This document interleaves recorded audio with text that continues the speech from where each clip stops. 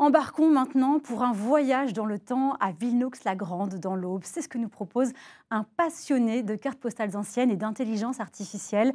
L'intelligence artificielle grâce à laquelle de vieilles photos reprennent vie. Regardez, c'est étonnant et parfois même un peu loufoque. Stéphane Mocosé, Pauline Lermite. Sur le bureau de ce professeur en sociologie du sport, des dizaines, des centaines de cartes postales anciennes avec un dénominateur commun, Villenox-la-Grande, sa ville natale.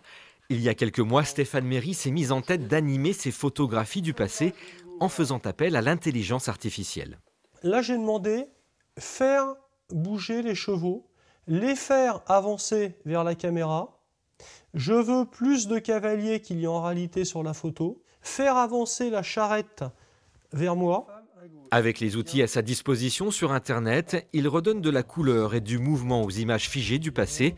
Pour cela, il écrit des prompts, des instructions précises qu'il donne à l'IA. Sur certaines vidéos, j'ai pu reformuler 4-5 fois le prompt. Et ça ne me satisfait pas encore.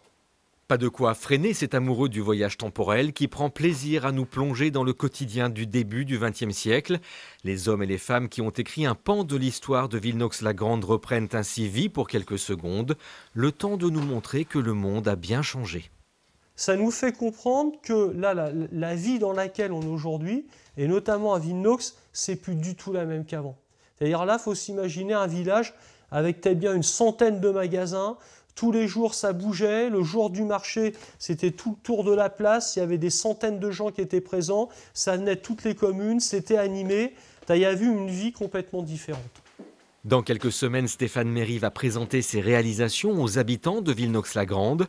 D'ici là, il va continuer à dicter ses consignes à une intelligence artificielle pas toujours efficace.